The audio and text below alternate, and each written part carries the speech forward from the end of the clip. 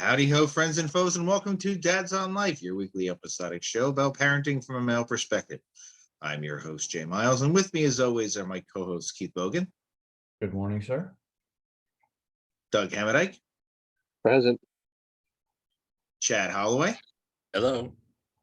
And Dave Dusenberry. What's up? Today, as we were sitting here talking, we had something else planned, but kind of called an audible at the last minute, which is something that I do kind of regularly when we're thinking. I'm like, you know what? Wait, today is September 11th, and we are right in the time frame of when the first and second planes hit the building. But when I sat here and thought about it as quickly as I did, I decided that I didn't want to turn this into a history lesson. And where were you? And we've done this. What I wanted to do was we'll discuss it and bring it into the modern world. Maybe compare it to where we are now and where we're headed. Because we are in a very strange time in this world, not just in this country. There's things going on around the world that are that in 2001 would have been unfathomable to look at and think about. Mm-hmm. So, who wants to kick us off? I will. I mean, the one thing that stands out that I think a lot about is that the world prior to September 11th has gotten really hard to remember.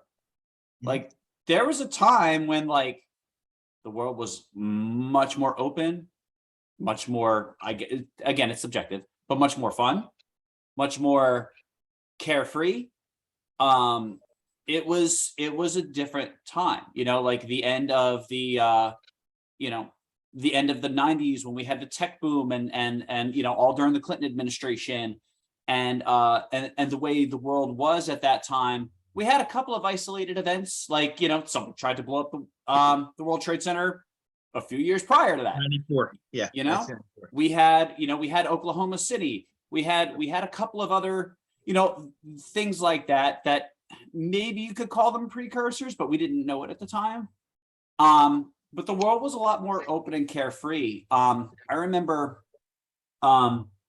one of my friends was talking about life in Washington, D.C. prior to 9/11 and post 9/11 and how the two worlds were just so drastically different. And there are norms now within our world post 9/11 that we don't think of any other way. And it's just wild to think about how much the world has changed and also how much we've adapted to it over the last 20 plus years. Okay. Good point. Good point. I do remember as a child, my parents walking me to the gate of planes from the time I was 8 years old so I could fly to Florida to see my grandparents. And, they did that when I was 9 and 10, and 11, and 12 and all that. And I went down every summer for a week to Fort Lauderdale.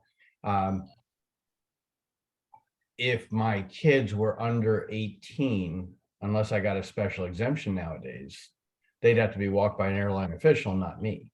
And so there are certain, but you're right, Dave, we just adjusted to that. We just say, well, of course, that's the way it should be because that's a safety thing. Mm-hmm. Sure. We never thought of safety things like that prior to 9/11. I got an interesting, we're all getting flooded with posts, of course, yesterday and today in preparation of and for the remembrance of 9/11. My friend Cammie posted what I see frequently about how this nation's never been as unified as it was on 9/12/2001. Right. I'm not sure I agree. I'm with you. Well, we all came together. Oh my God, we have a common enemy and all that, but it didn't mean that we had all come together and agreed on all the topics that divided us then or that divide us now. If we had a similar event now, it wouldn't necessarily resolve all those conflicts. It would just give us a moment's respite of, okay, we have a common enemy. Let's spend a few days figuring out what happened and retaliating. Yeah. But did it really unite the country? I don't think it further divided the country. I think it, but I'm not sure it necessarily united us other than for a brief shining moment. I think one of the things that we saw on 9/12 and moving forward was a much more elevated and rampant feeling and spread of nationalism. And Yep. nationalism can really be kind of a two-sided coin. Right. It's a great rallying point. It can bring people together, but it can also go to a place that's devoid of reason, rationality, and can get cancerous. Right. And I think one of the things we've seen post 9/11, and I think we've seen that. I think that sense of nationalism that was kind of born of that event, for many of us in the country, that feeling of unification, standing against a common enemy, and all that other good stuff.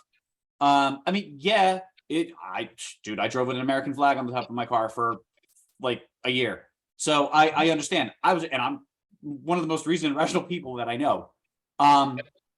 So I understand that part, and I understand the rallying point of it. But honestly, I think a lot of what we see now with nationalism and treating America as, above everybody and everything else, and USA and horrible choice in clothing. I think some of that was born in the wake of 9/11, and I don't know if that part of it is very good. Horrible choice of clothing. Jesus. That was good. That was good. I did not see that coming. Sorry. It's funny because it's true. Well, I mean, we about that. we know the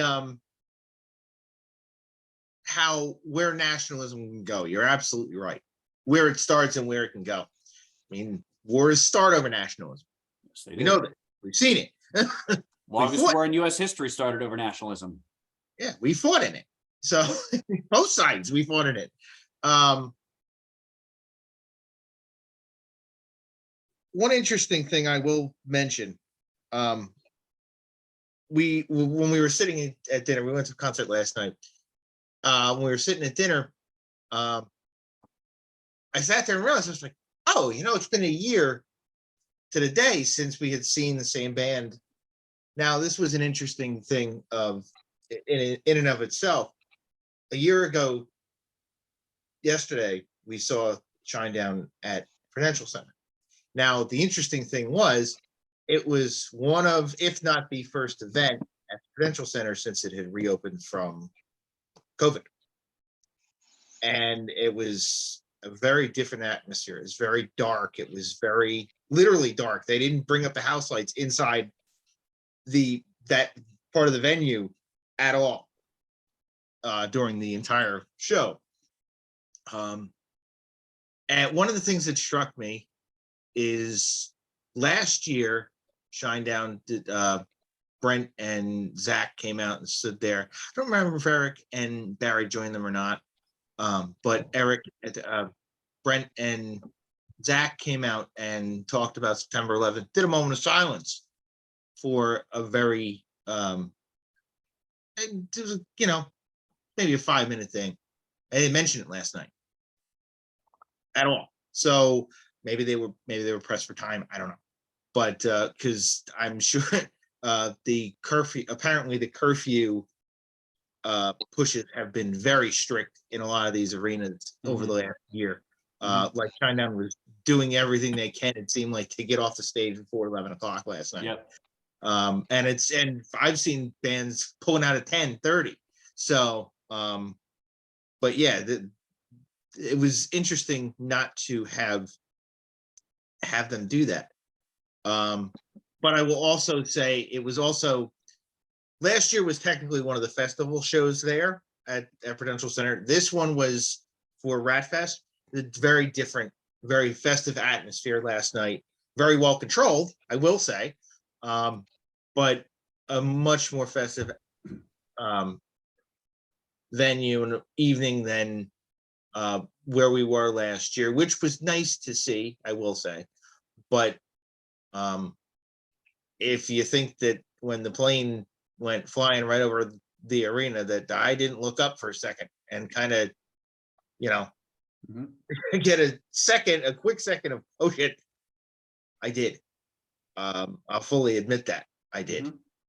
Because I'll tell you, I remember right after September 11th, we used to play softball in the park by our house.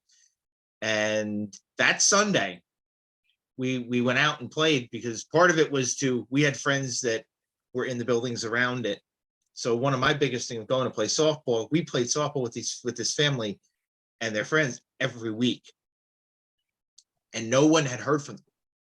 None of them. No one had heard from them that I talked to.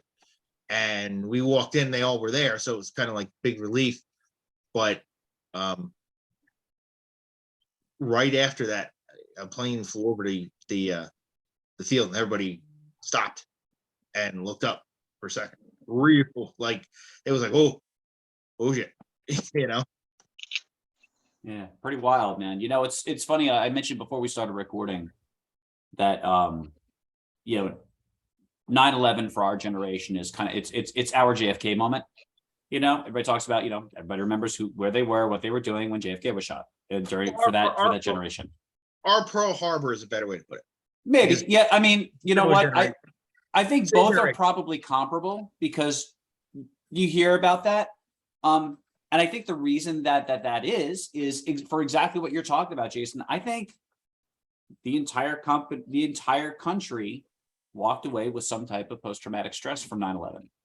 That was a big shake, and stress, especially traumatic stress, has a very, very strong link to memory.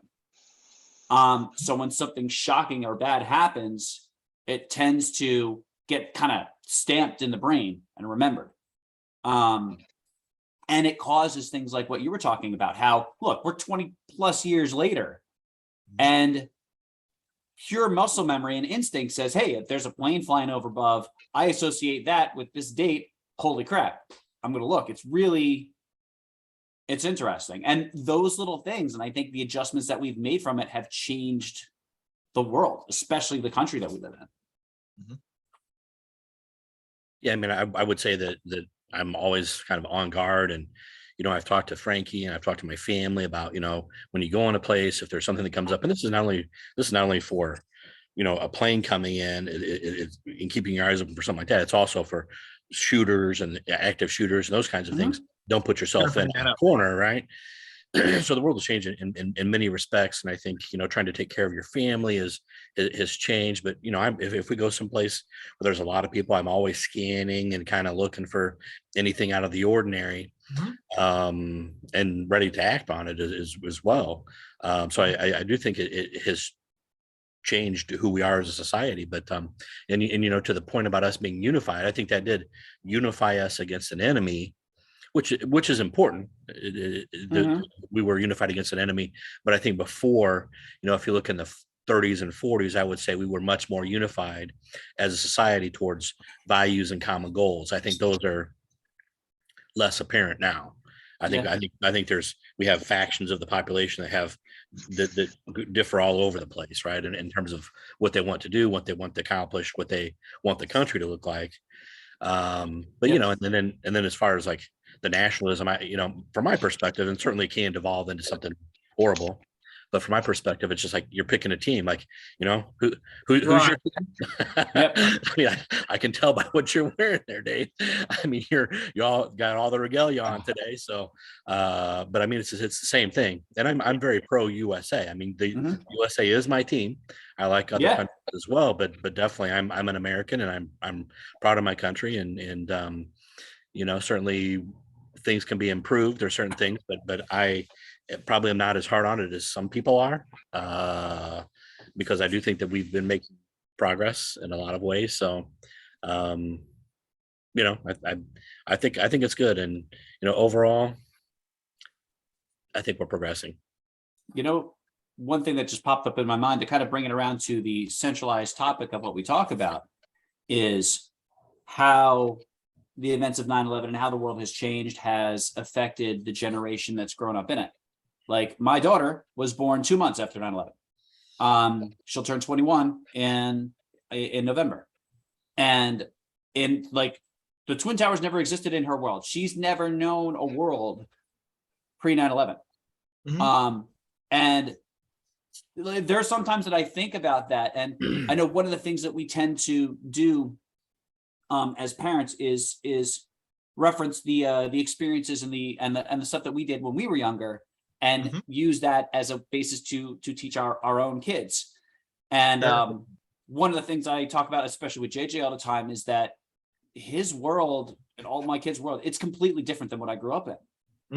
Completely different. And it can be disconcerting because without that frame of reference to parent from, and having to adjust to something that doesn't to a world that doesn't apply to you anymore is interesting, and trying to teach and guide kids in a world that it's a lot different than what we had.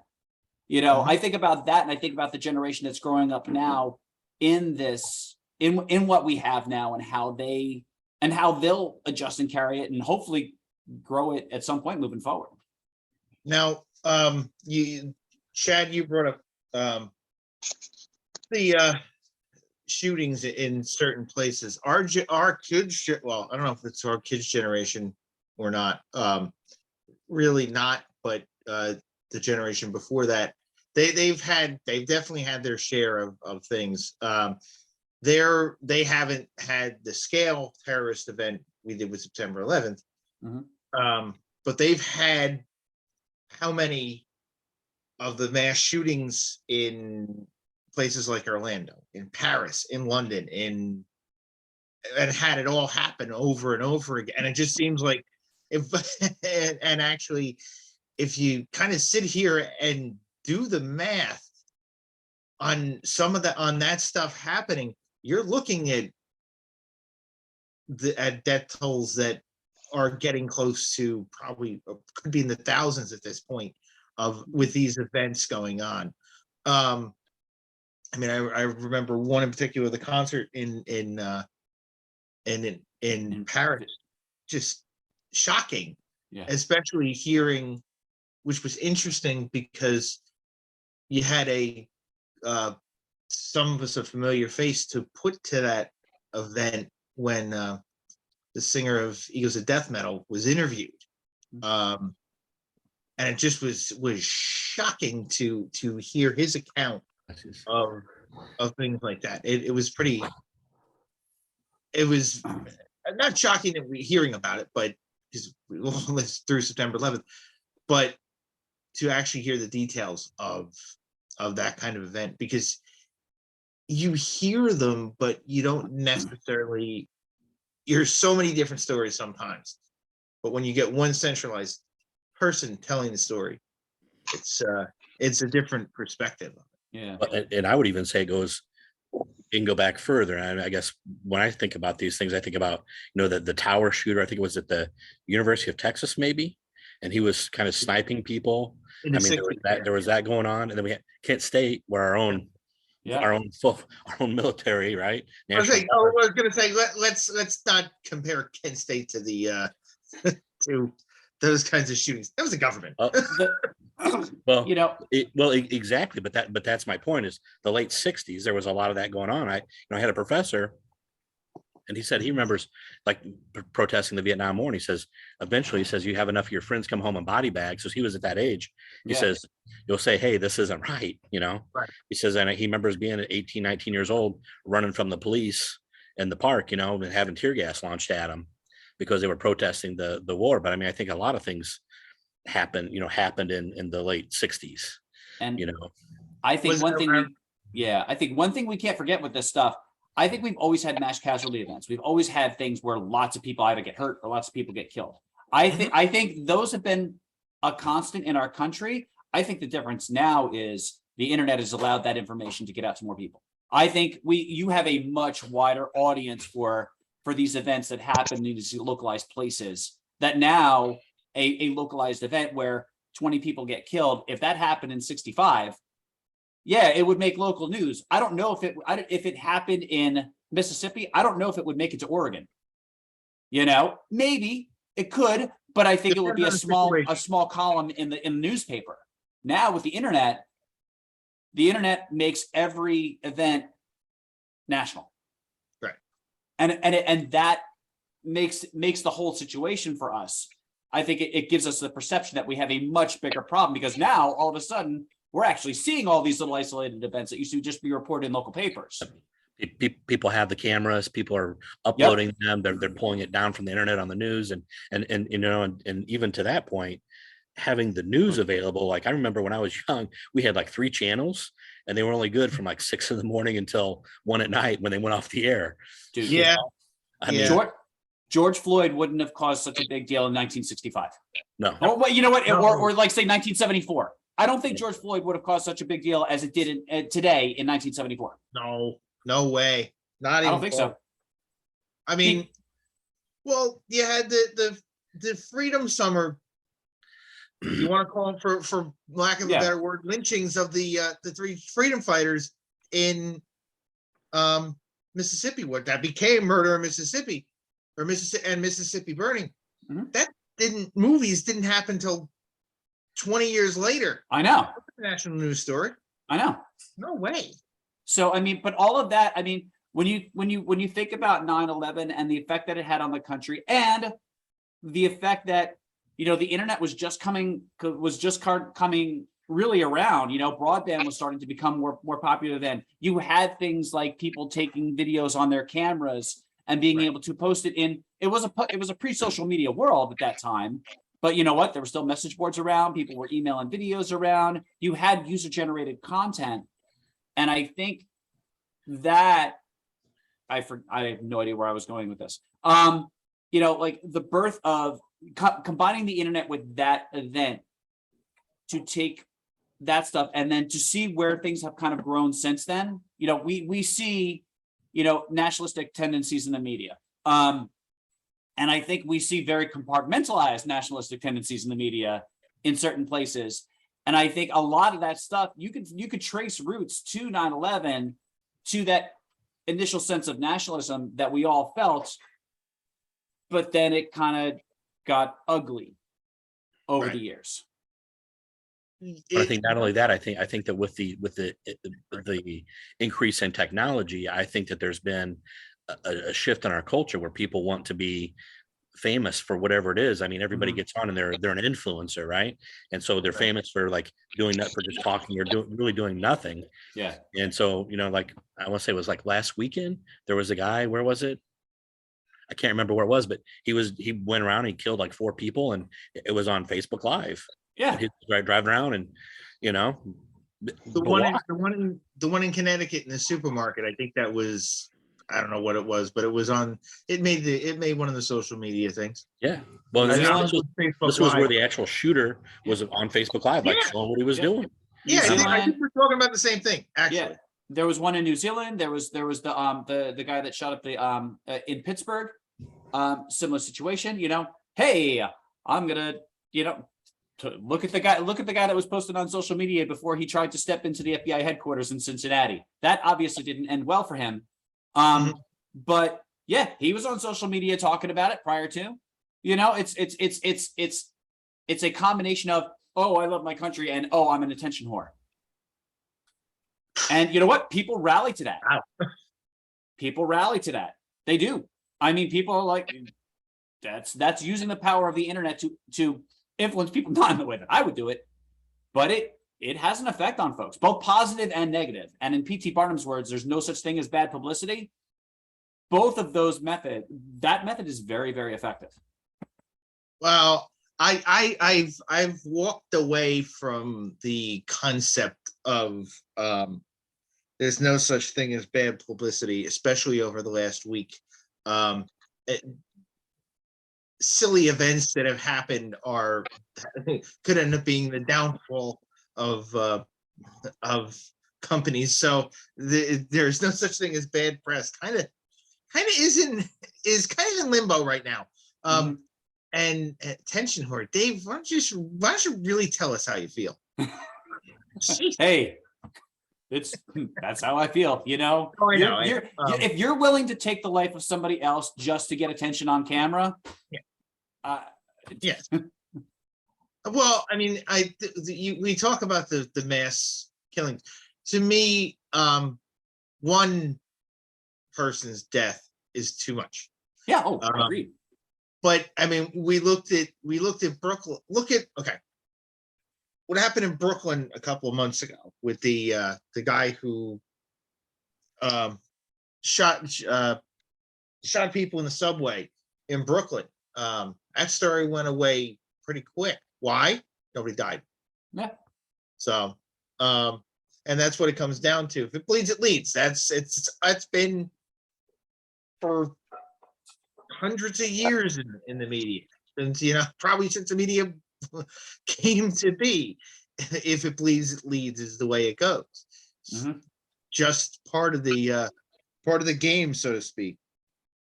You know, and I think maybe 9/11 is kind of, I mean, 9/11 in the world that we live in and the media that we see and the user generated content that comes. I hope it hasn't desensitized us to some of it, but I think it might have. I mean, It certainly is. It certainly seems to be for my kids. it's I- kind of a. Go ahead, Jack. Go ahead. I was gonna say, I think anytime we see something like that, yeah, it's going to desensitize us, it's going to desensitize our kids, and I look at the psychology of like even killing people in war, for example. They say it's very difficult to pull the trigger on somebody, but once you kill somebody, the first one, you have these ill repercussions, right? Maybe you get sick, maybe you vomit a little bit, but then the second one is much easier. Like, and they're using that in the case of like war, for example. But when we're seeing this, I would say in some situations, we're bombarded with this stuff, whether it's through the news, whether it's through whatever on the internet, or whether it's through video games. I think that stuff is desensitizing. Yeah. Lost my train of thought now. We started down a slippery slope there after September 11th. Yeah. With because I mean, you have things like Columbine that happens a year and a half before 9/11, and then 9/11 happens, and this happens, and that happens. But we're talking. You want to talk about precursors to 9/11? I want to bring that up for 1 second. Somebody brought that up earlier. The bombing of the trade centers in 93, 90, I don't remember if it 93 or 94. I think it was 93 as a freshman in high school, or 8th grade. But anyway, that ironically, there was a lot going on in the country as well at the time. You had the whole Waco, Texas, Branch Davidian thing, which led to Timothy McVeigh doing what he did, because McVeigh was a Davidian. Lots of militia action in the 90s. Lots of militia action in the 90s. Right. And that was one of the first warning shots. Because you had the bombing of the embassy, and then you had the bombing of the USS Cole right after that. 1996 and 1997 or 98. They happened within like 3 years or 4 years. There was 3 of them, and it was kind of like, maybe we didn't realize. Obviously, we didn't realize they were kind of knocking on the door. Like, they were knocking on our door, kind of saying, "We're coming for you. We're coming. And then 9/11 happened, which, I mean, there's reports of people who were detained by Al Qaeda. Kind of understand, they hear rumblings of their people because they understand different languages, and hear, subplots for things that ended up coming to fruition in 9/11. So there's a lot of scary things like that going on. In fact, I remember, I don't know if you guys remember, the basketball player Manute Bol. He was detained by Al Qaeda within 8 or 9 months of 9/11. And after 9/11, he kind of started telling stories and he tried to talk to somebody in our government. Nobody listened to him. And what he was saying was they were saying blah, blah, blah, blah, blah, blah, blah. And it ended up being what came to light and came to fruition in 9/11. And he had been saying it months before it. So we don't know who heard what, but we definitely know now they were knocking on our door for a while there before that. And I mean, we've had other groups trying to knock on our door since, but to an extent we've kept them, they've worked out, and we've been able to work it out and keep it somewhat at bay, at least, as nothing has happened in our country as horrendous as 9/11, which hopefully it never will. Now, one thing that has happened, and I wanted to bring this up quickly to discuss, maybe not even quickly, if we want to keep going in this for a second.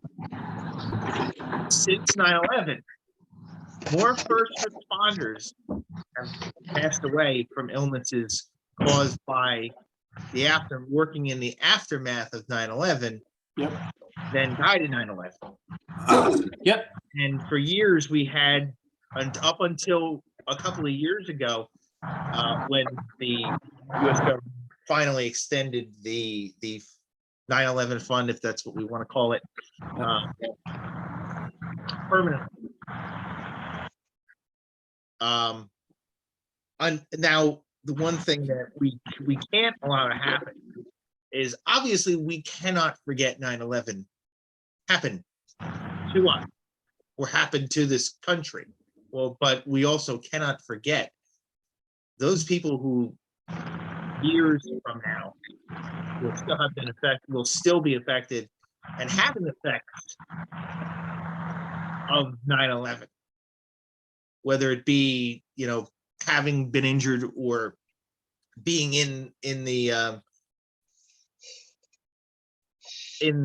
buildings or in the area. I've got a couple of friends, one of them being my counselor and friend from AA, who was there, who spoke yesterday saying that today is really tough on them. I got a couple of friends who today is really tough on. Mhm. But we also need to just, keep in our thoughts today the first responders who have ended up paying the ultimate and will continue to pay the ultimate sacrifice for what they did for the people of New York and the people in this country after 9/11.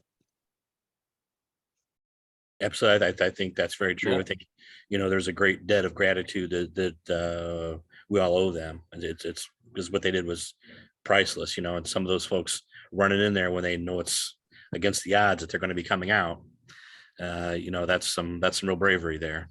But Jason, I want to comment too on you talking about the precursors. I think you're exactly right on those, because I can even remember, like it's like the embassies, hotels, Mhm. shopping malls where there's a large population or large concentration of Western folks.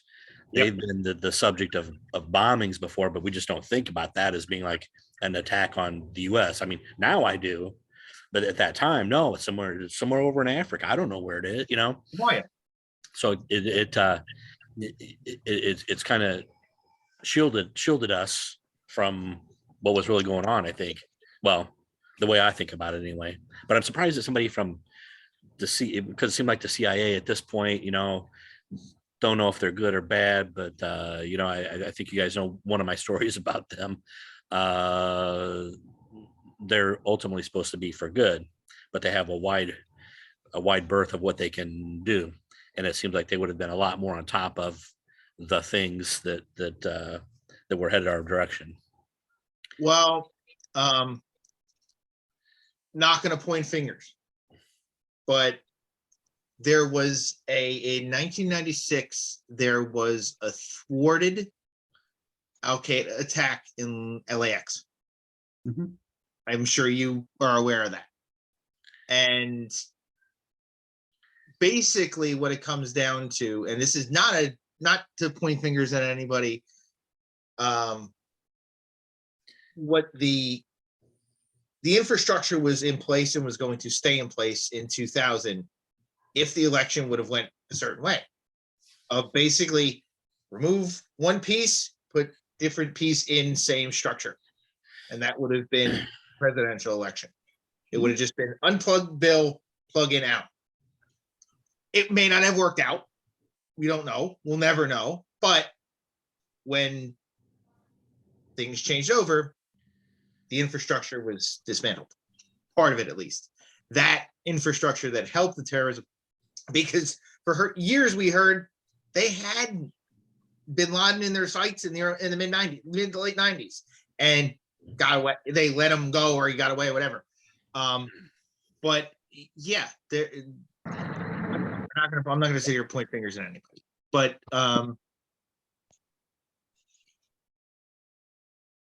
another thing you bring up, Africa, we kind of laughed and pointed fingers at people like Gaddafi, until Black Hawk Down happened, till 9/11, till Somalia happened. Then we went, oh, wow, that's scary. You don't know until something. We don't know until something happens, and sometimes we ignore it when something happens, which we did. We not ignored, but we largely ignored, and it largely went away after the bombing in the embassy happened in Africa, and we kind of largely ignored the coal when that happened. Then 9/11 happened, and we weren't ignoring it anymore. I will say that the U.S., and to kind of go on your point, and I think this might be hard for some folks to think, the U.S., one of the things we talk about in the U.S. is that feeling of American exceptionalism, right? That we do things well, we do things better than just about anybody else, right? So that comes across as incredibly arrogant to the rest of the world, and I think honestly, folks in the U.S. tend to embrace that arrogance, right? Arrogance generates enmity, and sometimes people want to punch arrogance in the face. Yeah. And the reason that the Trade Center was targeted not once but twice, and probably a lot more than we know, is that the Trade Center was the seat of basically the world. Like, US says we're the richest country in the world. So, hey, what's the number one place to hit for somebody who's got all this money? You hit them in the pocketbook. And the Trade Center represented American capitalistic superiority, right? That's why it was such a big target. That's why when it fell, that was it was a shocking moment, not just for the attack on New York, but also for what that building symbolized around the world. Like, we got punched in the mouth pretty bad. And how we've reacted to that as a country, while I agree that we had that joint sense of nationalism, I think that, I do think that there was a bit of a schism there. And that we've seen over the past 21 years. In the wake of that event, I think we've seen a schism in that, because people react differently when they get punched in the mouth. Some are like, okay, let's sit down and let's talk about this. What's going on? Others are like, you're going to punch me in the mouth? Oh, I am really pissed off. I'm going to go at you even harder. And rhetoric goes up. The talk goes up. The intolerance goes up. If you're not aligned, some people are very black and white thinking, you're either with me or you're against me. These people are against me. If you in any way, shape, or form are going to tolerate that, look at the reaction to the Muslim mosque in the wake of 9/11. Look at some of the other actions that happened amongst different religious groups in the wake of 9/11. They're American citizens. American citizens got completely persecuted, and that was it was nationalism, but it was the cancerous version. And I think we still see elements of that amongst our tribalism in between red and blue minority parties and your standard ethno whites. I think we are still seeing the repercussions of that, and I don't think it's very good. Doug, something to add? We haven't heard from you all day.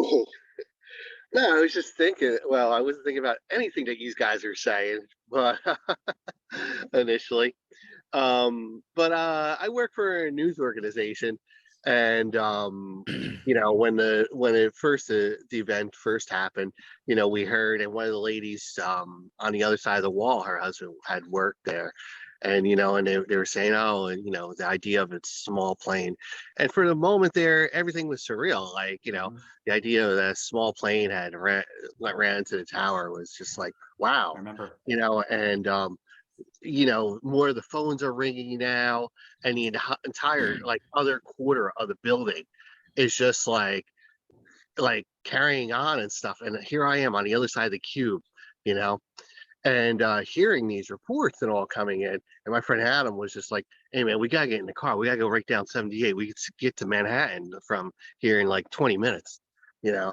And I was like, "Oh, you're crazy." So Adam gets up and leaves, and he's calling us back, and he just sending like little pictures. They're tiny with the little cameras, at that time, and stuff like that. And trying to explain to your kids who weren't born at that time. Neither of my kids were. Mhm. And just the surrealness, and then being thrown into that moment, and then like we were saying, it was attack on our country. It wasn't just like we're saying like these like little like, Right. well, I don't want to call them little. I'm probably using the wrong word there, but like attacks are like little like shooting mashings at schools and stuff. But an attack on a country, like everybody's embroiled. And now every time we go to New York or past that area, we have to explain to the kids. And I remember just trying to get into New York. New York's like the PATH train and all shut down that area. You can't go in that area and stuff, and just trying to explain some of that stuff, and then all the changes at the airports that we see today and all, and just explaining how all that happened and came together, and like from one day to like nearly immediately after that, it's just like it's something unbelievable to like tell your kids and try to explain it in a way that it's real to them. It is a very difficult thing because they didn't live it, they weren't there, and that's part of the thing of explaining historical events to kids that really impacted our lives, not stories that we were told by our parents and how they impacted their lives. But here we are once again, the adults trying to explain something with an impactful presentation to our children, and how you do that to make it real is I think that's really the trick, and why it was important is the other thing, putting aside like everything else that we've got on a tangent about today. I think but yeah. Yeah, I think that is difficult to explain. And when we look at whenever we've been attacked on our own by outside forces, anyway, we've been attacked from within. But I think whenever we've been attacked from outside of the country, it's been England, but during the War for Independence, and then 9/11. Those are the ones that I know. Well, Pearl Harbor. Yeah. I get, but other than that, I mean, 3 times in 200 and some years, it's a big deal. But just what you just did right there, Pearl Harbor, even though we know it's seminal moment in American history, it was an afterthought. And our kids, so Justin was 2 years old when it happened. Jeremy was glint in my eye, about a year away from hatching, and not even 6 months. In fact, Dina was pregnant at the time with Jeremy at the time of the attacks. Now, they're very keenly aware of it because we talk about it a lot, but in a lot of families, not necessarily so much. People who are under 25, people who are under 20 and all that, they didn't live it. So now we have 2 different worlds where we all lived it and we think about it. And the kids are like, that's part of a history book that I read about. Yep. And it's, they'll do the same thing that you just did. It'll be like, so what'll be our JFK moment? What will be our Pearl Harbor moment? What will be our 9/11 moment? Because we didn't really live 9/11. And then you have the other part of the country. And this has happened, I talk about this happening now, but I think what I'm about to say happened a year or 2 after 9/11, and that is if you didn't live in New York City metropolitan area or the Washington DC metropolitan area or somewhere in eastern Pennsylvania, it became a historical footnote within a year or two for most of the country. Mhm. Most of the country does not go through a lot of this thinking, and hasn't since about the third anniversary, maybe the second anniversary. It Mhm. just became a footnote. Mhm. If you were in the New York area like we were, I mean, I can speak for myself. I saw the buildings burn. Yep. My brother walked from Midtown to outside of the boroughs to get home that day. So he was right there, one of my brothers. We remember this stuff. It's imprinted on our brains. We talked about looking up at the sky and seeing planes. I do that every time I see a plane. It's been 21 years. Mhm. Every time. Now I have more of a history with planes than I was just gonna say, 11. Keith, come on. but I know a lot of people who say the same thing, that every time they see a plane, they don't have my histories and such, but they think about it whenever they see a large jet flying overhead. But outside of this area, that people don't think that way. Outside of the areas that were impacted, I'll put it that way. So you have different groups of people looking at this very, very differently, if you will. There's a lot of people who are watching what's going on right now in New York with the reading of the names, which will go on forever. It'll happen every single year. Most of the country is scratching its head and saying, "Why are you still doing that?" Yep. We don't read names from Civil War. We don't read names from Vietnam and all that. Yeah, And why are they you do. still doing that? They still have Keith, ceremonies. I want to respectfully disagree. I think it's as important to people in the Midwest as it is to people who are there. Just because you were able to see that, certainly it had an impact on you. But I remember going into work, in St. Louis, and I think we were they let us go home early that day, but everybody was like walking around like zombies. And who's a big part of the military that went and signed up right after that? A lot of the people in the Midwest, all the people that you think were not impacted, went and signed up and said, "I want to go get those bastards." I don't disagree with that at all, Chad. I and- don't and disagree if with you- all. There was a lot of unity for a couple of years afterwards. I don't disagree with that at all. I'm saying that since then, here in New York, we're paralyzed today. We don't move around. We don't really think about much else.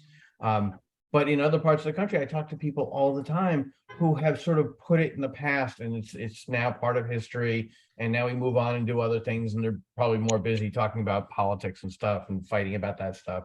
And I have very, very distinct interactions with people who it's just not as important to at all. Listen, Chad, the reason you pay attention is because you happen to be, I can't believe I'm going to say this, supremely intelligent. And you're very well read. My wife, I think, We're recording this, right? We're recording this. Despite some of Thank you, your Keith. views, you're very well educated. I mean, seriously. I can't believe you said that. Thank you, Keith. Care. But most people don't care like that, and they don't pay attention like that. Well, I still disagree. I think if you look, people remember, and there's an intensity that goes along with that. I mean, I don't think that was attack on our nation, and people realize that throughout the nation. I can speak, I'm going to speak for the Midwest. I don't know how the West Coast feels about it. That's a whole different can of worms. I don't really understand what they do on the West Coast, but I can tell you in the Midwest, they care. And it's important for them. They remember. Well, I actually will disagree with you to an extent, and I can actually vouch a little bit in one small thing. I actually just saw somebody, a friend who posted something. He lives in Mexico. He works in Mexico. He was in California, living in California at the time, and he put up a post today about it. But at the end of the post, it mentioned about how we have kind of and to an extent, the world has kind of forgotten. So I don't think Keith is completely wrong here. But I do want to say that you mentioned they still do read the reading at Pearl Harbor every year. They still do it. They do still, read the names, and they do the whole ceremony every year still. So that's never going to stop either. But I mean, somebody brought it up with Pearl Harbor.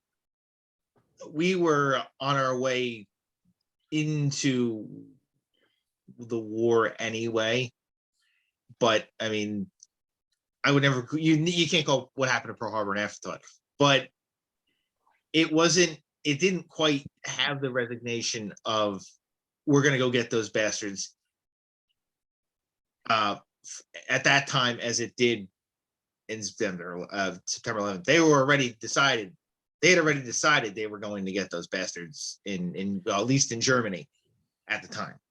They were not going to get involved in Japan as much. They weren't sure. They didn't know what they were going to do, but that kind of cemented we're going to both. We're going to Japan too. We're going to take them out too. But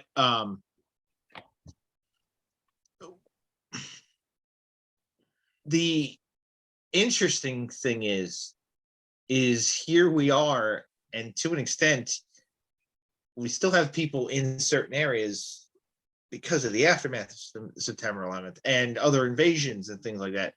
It's just kind of crazy here how here we are 21 years later, and we still got people in places that maybe they shouldn't be at this point. Anyway, when I want to just comment real quick on what you're saying about Pearl Harbor as well. So, and I do think now that I think about it a little bit, that was a little different than I think the English coming in and the attack on the World Trade Center, because that was a military base. So that was that versus civilian. So in some extent that is a little different, but still was a surprise attack, and we didn't know. But I do think that was the straw that broke the camel's back in World War II in terms of we're not going to wait anymore. We're doing this now. right, like I said, I mean, they were on their way to. We were on our way to Germany. We can't deny it. We were on our way to that to the war in Europe, the theater in Europe. That for sure. But it just solidified that we're going to Japan too. Pretty much is one of the things that Pearl Harbor did. It was it's been just insane to think of. It just doesn't resonate sometimes that it's been 21 years. As we get older, it's just like, whoa. They will never stop doing what they did. You're right, Keith. They'll never stop doing it. They haven't stopped, like I said, they haven't stopped at Pearl Harbor. I honestly believe they still read them in Oklahoma on that anniversary as well. I believe in Oklahoma City they do a ceremony for that bombing. Still, you bring up a very interesting point, and thank you for correcting me on the fact that they read the names in Pearl Harbor. they laid the wreath too. They never stopped reading. I had forgotten that, and most of the world has forgotten that because it's a historical footnote for the most of the world. Yeah. Most of the world does not know that they read names in Oklahoma City. I wasn't even aware that they did that. Mm-hmm. Most of the world is wondering why. The only reason they know that we read names in New York and Washington and probably Shanksville is because it's still on TV. But that's going to fade away at some point fairly soon. Yep. You get to 25 years, I'm sure the networks will stop doing that, if the networks even still exist at that point. Good point. Yeah, that's a whole other show because they're about to go away too. But unless you're in Pearl Harbor when the names are read, you don't really know what's happening. Unless you're in New York City or Washington or Shanksville, you're probably not going to know what's happening fairly soon. It's going to become a footnote, and it probably should in some ways. But it does leave different groups of people thinking differently because the pain still kind of doesn't go away locally. Right.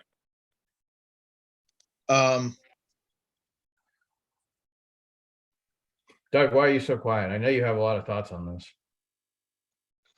I don't know. I'm just, I don't know. Sorry.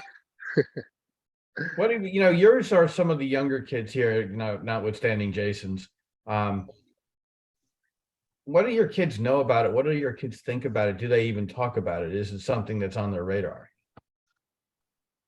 No, we had more of a, well, definitely not Colin. He doesn't really, you know, think about it. And then I guess yesterday we came across a lowered flag. So that caused a little bit of conversation. But more or less this week was more talking to Brendan about watching Pink Floyd The Wall and fascism and all the different things in the wall that lead back to things going on in the world today, and things that he talks about, social media kind of, let's say, wokeness type things, and just how the wall relates back to a lot of Nazism and stuff.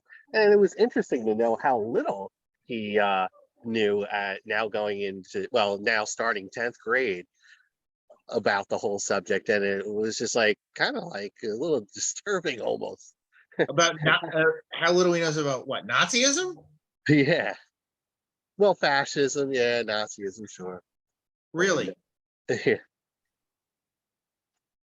So Interesting, but not surprising. In with the way the curriculum is written in schools nowadays, it's not surprising. yeah. All right, I'm gonna open the can of worms.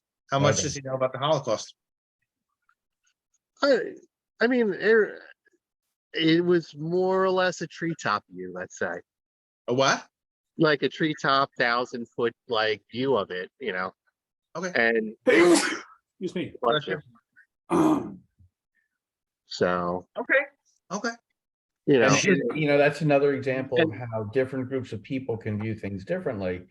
My sons are very aware that in my family, us being Jewish, they're aware of the family history where my father escaped Germany just ahead of Hitler with his brother, his mom, dad, and one cousin. And every other member of our family was killed in the concentration camps. So they're much more educated on it. They've taken the time to do the research on it.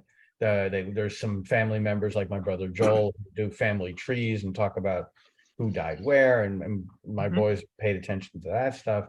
It's not a right or wrong thing, but they've had a reason to pay much more attention to what really happened in the Holocaust. If you didn't lose people, you didn't necessarily have as much reason to pay attention, which is the same thing that's true in 9/11. That's the same thing that's true in Vietnam and all that sort of thing. That's why different groups of people look at things differently. If it impacts you more directly, for those of us in the New York area, the reason it impacted us for the most part, I mean, I don't know if any of you actually knew people who perished in the towers. I did not, but I distinctly remember going to work that day, and I was the director of HR at a teleconferencing firm, and I was the only member of the executive team who was there. Everybody else stayed home because of the event. They came from the northern part of the state and they were afraid to travel. I came from south of Mountainside where the company was based. So I remember distinctly looking at the faces of all of my employees and knowing that a bunch of them had relatives in Manhattan, who were working in Lower Manhattan. And it was my job to kind of say who can leave at what times, because I knew people needed to get to their families, but at the same time we needed to run conferences, and conferences were really important that day to support people. So I have those distinct memories because I was local. Most of us here on this call have distinct memories because we were local. We saw Chad, you have the memories because you're smart, because you were paying attention, because you've done your research.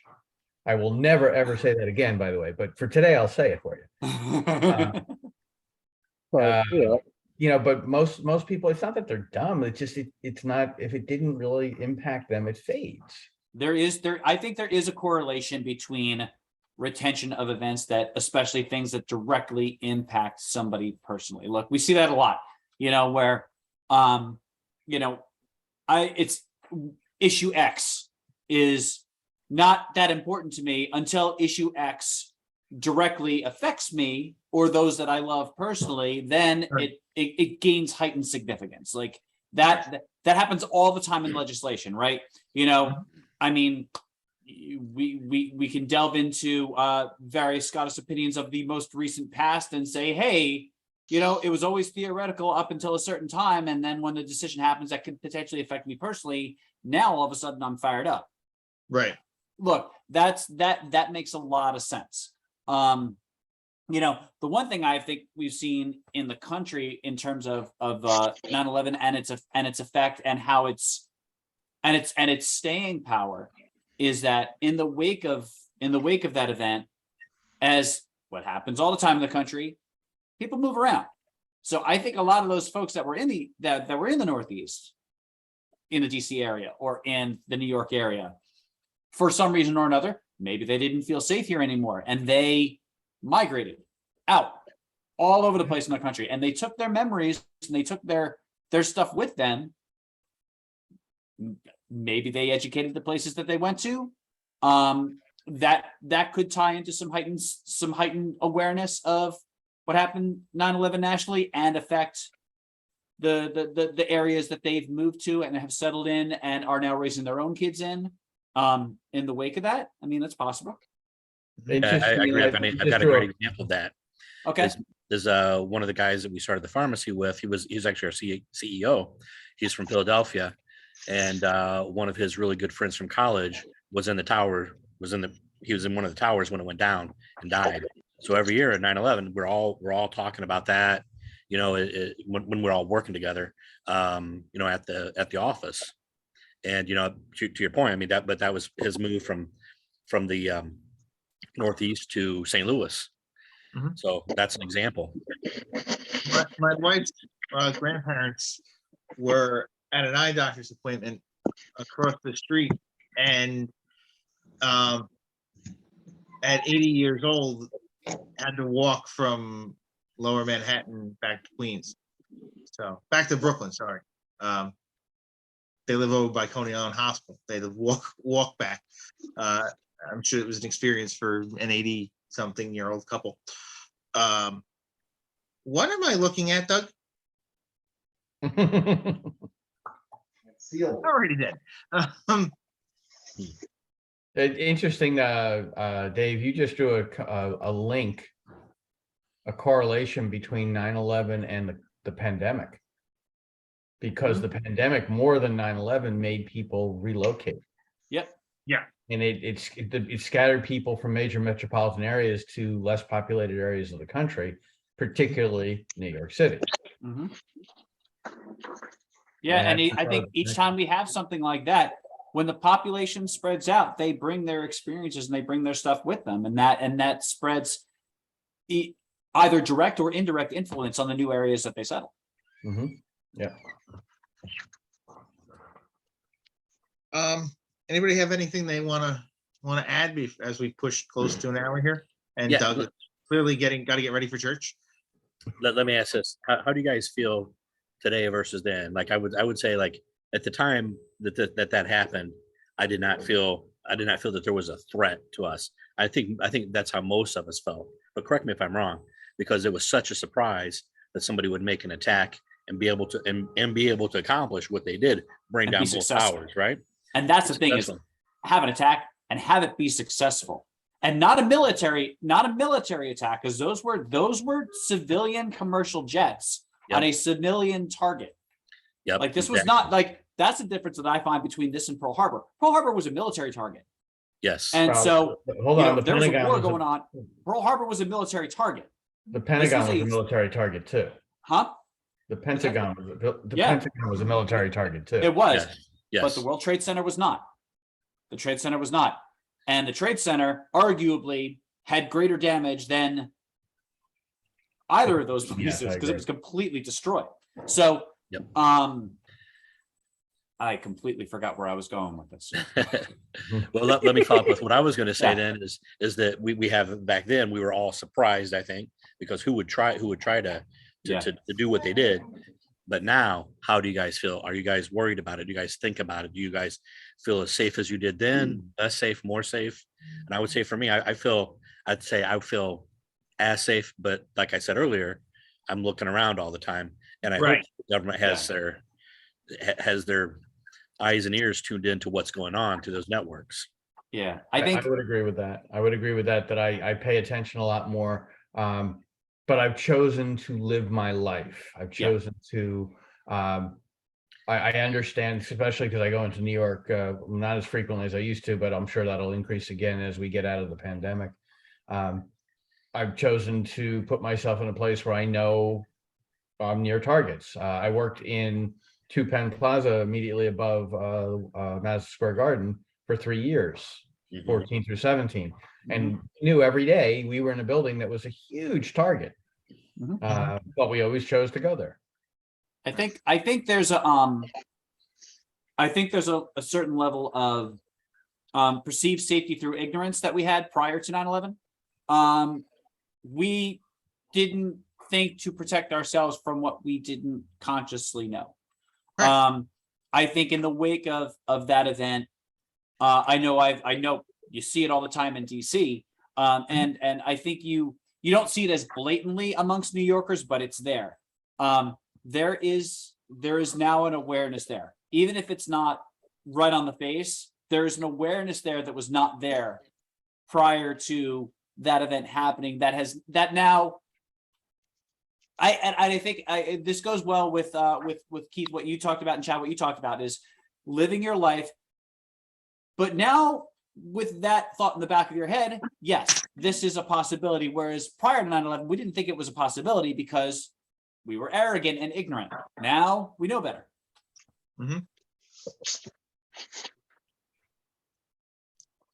So, go ahead, Doug.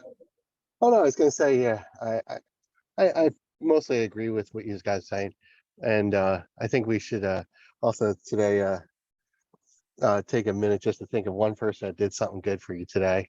Well, did something good for you this week, and just focus on them for a minute. Yeah. Good idea. Yeah.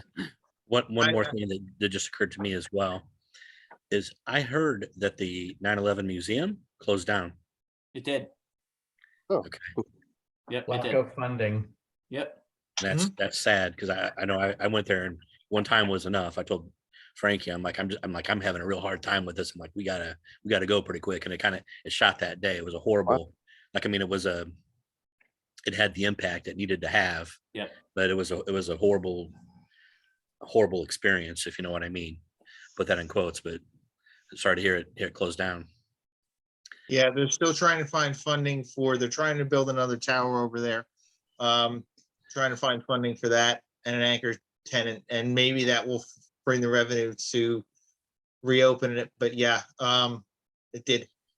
And ironically, besides from the Queen's passing the other day, CNN's one of their first news, actually, I believe it was their first news anchor, Bernard Shaw, passed away Yep. this week as well. So that it just kind of a little bit ironic that he passed away the same week of the anniversary of 9/11. Now, there's one thing that, although I said, like I said, the difference from Shinedown from last year to that they didn't bring up 9/11 at all. And all of you have said it, or a couple of you have said it already. Brent Smith is a very unusual person. Great singer, but opinionated as hell, and sometimes he's actually pretty philosophical of what he said. And one of the things in the process of last night he said was, what's the meaning of life? And for a second, there was almost silence in the audience, besides from the band playing. And he repeated himself, come on, he goes, what's the meaning of life? And he finally said, to live it. Yeah. I think you guys said that pretty poignantly. And that's exactly what it is. It took a long time for a lot of people. Some maybe haven't moved on from the events of 9/11. Mhm. But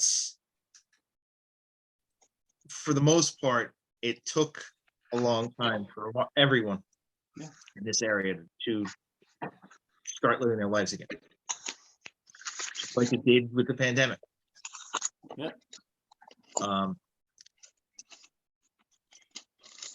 But staying stagnant and not trying to keep living negative influence on a lot of people as well. Yeah. Like I said, just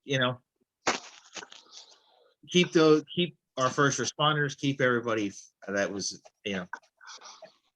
affected by 9/11 in your thoughts today. Definitely. I think that's a Definitely. pretty good place to leave us. From all of us here at Dads on Life, take care, everybody, and keep my shirt. As always, my friend. Have a good one, guys. Have a great day.